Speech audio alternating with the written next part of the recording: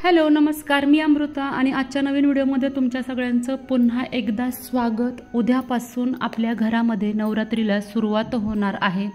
घरामध्ये प्रत्येक घरामध्ये घटस्थापना ही होणार आहे। तर नवरात्रीमध्ये घटस्थापना करताना आपल्या मनात बरेचसे प्रश्न येतात। त्या सगळ्या प्रश्नांची उत्तरं आज मी तुम्हाला आजच्या व्हिडिओमध्ये देण्याचा नक्कीच प्रयत्न करेन। सगळ्यात महत्त्वाची गोष्ट म्हणजे नवरात्रामध्ये घट बसल्यानंतर घरातले देव हलवावेत का, त्यांची रोज नित्यपूजा करावी का, जर का तुमचं एकत्र कुटुंब असेल किंवा वेगवेगळं कुटुंब असेल किंवा विभक्त कुटुंब असेल तर प्रत्येक घरामध्ये किती घट बसवावेत, एका घरामध्ये किती जणांनी उपास करावा, किंवा महिलांनी नवरात्रामध्ये चुकूनही कोणती कामं करायची नाही आहेत ते सुद्धा मी आजच्या व्हिडिओमध्ये तुम्हाला सांगणार आहे। आणि पुढची गोष्ट म्हणजे रोज आपल्या घरातली देवपूजा ही करायची का नाही, या सगळ्या प्रश्नांची उत्तरं मी तुम्हाला आज सर्वतोपरी देण्याचा प्रयत्न करते। त्यामुळे व्हिडिओ अगदी शेवटपर्यंत नक्की पहा।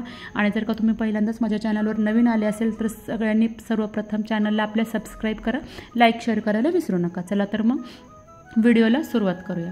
तर नवरात्रामध्ये प्रत्येकाकडं घट बसतात। प्रत्येकाकडं म्हणजे ज्यांच्याकडं घटस्थापनेची परंपरा आहे त्यांच्या सर्वांकडं घट हे बसतात, घटस्थापना ही घरामध्ये होते। तर प्रत्येक धर्मामध्ये, प्रत्येक कुळामध्ये, प्रत्येक घराण्यामध्ये प्रत्येक काही कुलाचार असतात, रीतिरिवाज असतात, परंपरा असतात। त्या पद्धतीप्रमाणे आपण आपल्या घरामधले सगळे सण वार हे साजरे करत असतो। जसं की गणपती बसवण्यामध्ये प्रत्येकाच्या परंपरा वेगळ्या असतात। गौराई घेण्यामध्ये किंवा गौराई घरामध्ये बसवण्यामागं प्रत्येक घराच्या परंपरा, चालीरीती, कुळाचार हे वेगवेगळे असतात। त्याच पद्धतीनं नवरात्रामध्ये सुद्धा प्रत्येकाकडं वेगवेगळे नियम असतात किंवा वेगवेगळे कुळाचार हे प्रत्येक ठिकाणी पाळले जातात। तर काही जणांकडं नवरात्रामध्ये घटस्थापना केल्यानंतर देवपूजा ही केली जात नाही, पण बऱ्याच जणांकडे घरामध्ये देवपूजा ही केली जाते। जर का तुमच्याकडे पहिल्यापासून घरामध्ये देवपूजा करण्याची पद्धत असेल तर तुम्ही देवपूजा ही करू नका, आणि जर का पद्धत असेल तर देवपूजा करा। शक्यतो मी तुम्हाला सांगते, ज्या वेळेस आपले देव घटी बसतात, आपल्या घरामध्ये घटस्थापना होते, तेव्हा देवपूजा ही केली जात नाही। पण बऱ्याच घरांमध्ये देवपूजा ही केली जाते। असं म्हणतात की आपल्या घरामधली ती कुळदेवी असते, त्यामुळं कुळदेवी ही घटी बसलेली असते। पण माझ्याकडची तुम्हाला रीतिरिवाज आणि परंपरा सांगते की माझ्या घरामधले देवघरातले सगळे देव हे विड्याच्या पानावर बसवले जातात, म्हणजेच ते घटी बसवले जातात। त्यामुळं आम्ही 9 दिवस त्यांची पूजा करत नाही। उद्या पहिल्यांदा घटस्थापनेला पूजा केल्यानंतर डायरेक्ट दसऱ्याला आम्ही त्याची पूजा करतो। नवमी दिवशी फक्त घट हलवले जातात किंवा काही ठिकाणी नवमीला सुद्धा देवपूजा करून मग घट हलवले जातात। कारण प्रत्येक घरातल्या चालीरीती परंपरा ह्या वेगळ्या असतात, त्यामुळे तुमच्याकडे जो कुळाचार आहे तो तुम्ही पाळावा। आपल्या घरामध्ये मोठं कोणी असेल तर त्यांना विचारून घ्यावं की रोज देवपूजा करायची का नाही। बऱ्याच जणांची मतं ही प्रत्येक ठिकाणी वेगवेगळी असतात। काही जण म्हणतात की फक्त देवी घटी बसते तर बाकीच्या देवांना तुम्ही पारुसं का ठेवता किंवा बाकीच्या देवांची पूजा अर्चा का करायची नाही आहे। तर त्या पाठीमागं बरीचशी कारणं आहेत, कुळाचार आहे। नवीन काही पद्धत कुणी पाडायची नाही आहे। जशी आपल्या घरामध्ये परंपरा आहे त्याच पद्धतीनं आपण देवाची पूजा वगैरे करायची आहे। जरी आपण देव हलवत नसलो, जरी त्यांची पूजा म्हणजे रोज त्यांना आंघोळ वगैरे घालत नसलो तरी सुद्धा आपण त्यांना रोज दिवा, बत्ती, नैवेद्य, धूप, दीप जे काय आहे ते सगळं आपण व्यवस्थित करतो। फक्त त्यांना देवांना आपण आंघोळ घालत नाही। तर बाकीचे कुळाचार तुम्ही करू शकता, त्यांची रोज फुलं माळ बदलू शकता किंवा त्यांना सकाळ संध्याकाळ नैवेद्य दाखवू शकता, त्यांची आरती करू शकता। तर नवरात्रामध्ये घट किती असावेत, तर जे मेन घर आहे, जे मूळ घर आहे, प्रत्येक घरामध्ये एकच घट बसवला जातो। पण जर का तुम्ही वेगळे राहत असाल आणि तुमचे सासू सासरे जिवंत असतील तर त्याच मेन घरामध्ये घट हा बसवला जावा। तुम्ही जरी वेगळे राहत असला तरी प्रत्येक ठिकाणी वेगळा घट बसवण्याची गरज नाही आहे। जर का तुमच्या मुलाचं लग्न झालं असेल आणि तुम्ही वेगळे राहत असताल, तुम्हाला सून आली असेल तर तिथून वेगळी वंशावळ ही चालू होते। त्यामुळे तेव्हा तुम्हाला अधिकार आहे की तुम्ही नवीन घटस्थापना तुमच्या घरामध्ये करू शकता। म्हणजे एका घरामध्ये आपण एकच घट बसवू शकतो. जरी समजा एका घरामध्ये 3 भावंड असतील तर मोठ्या घरामध्ये घट बसवले जातात. बाकीच्या दोघांची जरी इच्छा असली घट बसवायची तरी त्या दोघांच्या मुलांची लग्न जेव्हा होतील आणि जेव्हा त्यांना सुना घरामध्ये येतील तेव्हा त्यांची वंशावळ तिथून वेगळी चालू होते, तेव्हा त्यांना घट बसवण्याचा अधिकार आहे. एकदा आपण घट बसवायला सुरुवात केल्यानंतर हे कायमस्वरूपी गोष्टी कराव्या लागतात. त्यामुळं घट बसवताना विचार करावा.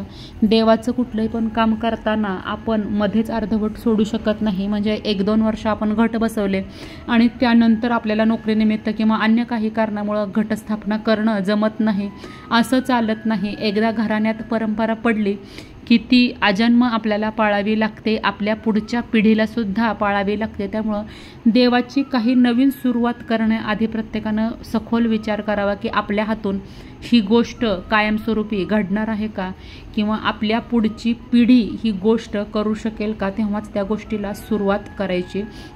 तर आता घरामध्ये किती जणांनी उपवास पकडायचा आहे? जर का एका घरामध्ये एक घट बसवला असेल आणि त्या घरामधली कोणतीही एखाद्या मोठ्या व्यक्तीनं उपवास पकडला तरीसुद्धा चालतो. पण जर का घरामध्ये समजा मोठ्या सासूबाईंनी उपवास पकडला आणि सुनेलासुद्धा उपवास पकडण्याची आवड असेल तर तीसुद्धा उपवास पकडू शकते किंवा उठता बसता उपवास पकडू शकते. उठता बसता म्हणजे पहिल्या दिवशी उपवास पकडायचा प्रतिपदेला आणि त्यानंतर अष्टमीला देवी उठताना अष्टमीला उपवास पकडायचा. तो उपवास नवमीला सुटतो. ह्याला उठता बसताचा उपवास म्हणतात. अशा पद्धतीने सुद्धा तुम्ही उपवास करू शकता. जरी एका घरात 2 जणांनी उपवास केला तरी काही हरकत नाही आहे. फक्त मागाशी सांगितल्याप्रमाणे आपल्याला ते आजन्म, ते रीतिरिवाज, कुळाचार हे पाळावे लागतात. 2-4 वर्ष उपवास केला आणि नंतर तब्येतीच्या कारणामुळे जमत नाही असं म्हणून मध्येच हे उपवास जर का सोडले तर त्याचे चांगले असे परिणाम आपल्याला भेटत नाही, त्याचे दोष लागतात आपल्याला. म्हणून देवाचे एकदा आपण कुठला विडा उचलला तर तो आपल्याला आजन्म हा पाळावा लागतो. तर महिलांनी नवरात्रामध्ये कुठली कामं करायची नाहीत ह्याच्यावर मी व्हिडिओ ऑलरेडी बनवलेला आहे, तरीसुद्धा मी तुम्हाला ती माहिती थोडक्यात सांगते. पहिली गोष्ट म्हणजे महिलांनी केस कापायचे नाही आहेत. पुरुष असतील तर त्यांनी दाढी कटिंग करायची नाही आहे जर का त्यांचा उपवास असेल तर.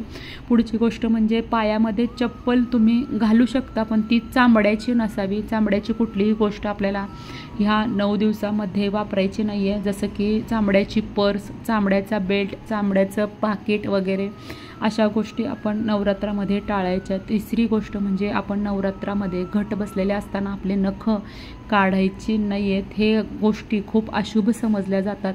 त्यामुळे ह्या गोष्टी तुम्ही पाळणं गरजेचं आहे. त्याच पद्धतीनं महिलांनी डोक्यावरून आंघोळसुद्धा घटस्थापना घरात असताना करू नये. पुढची गोष्ट म्हणजे नवरात्रामध्ये आपण जो अखंड दिवा लावतो त्या दिव्याची काळजी घेणंसुद्धा तितकंच महत्त्वाचं आहे.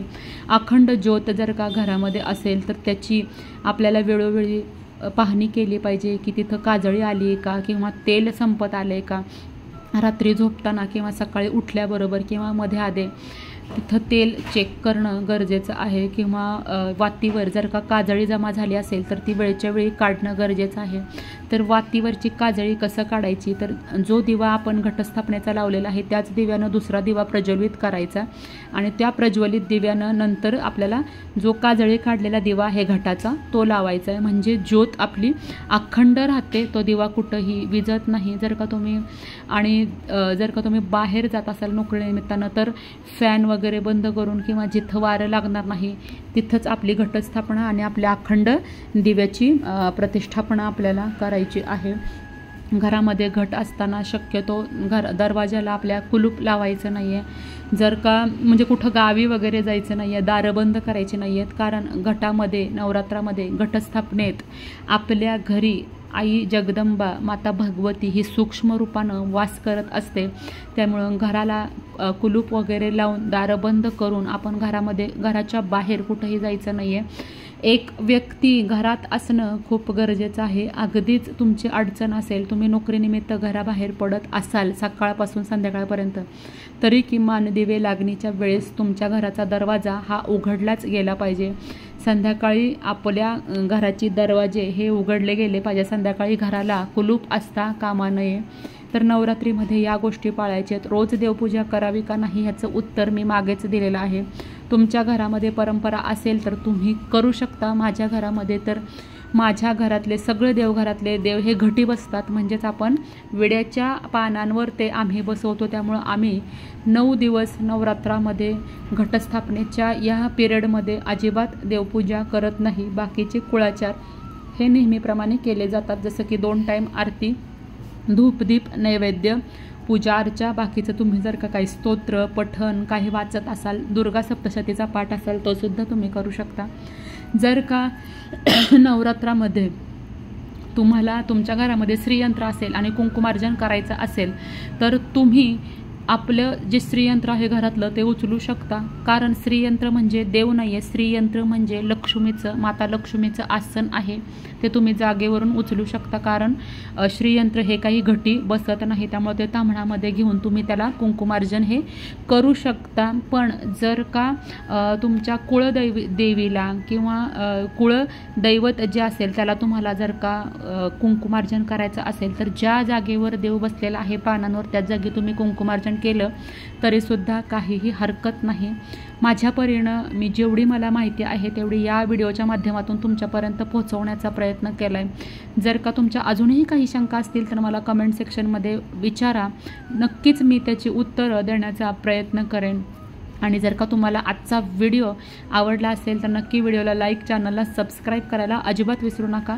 लवकरच भेटूया नवीन व्हिडिओमध्ये आणि नवीन माहितीसोबत। तोपर्यंत माझ्याकडून सगळ्यांना श्री स्वामी समर्थ।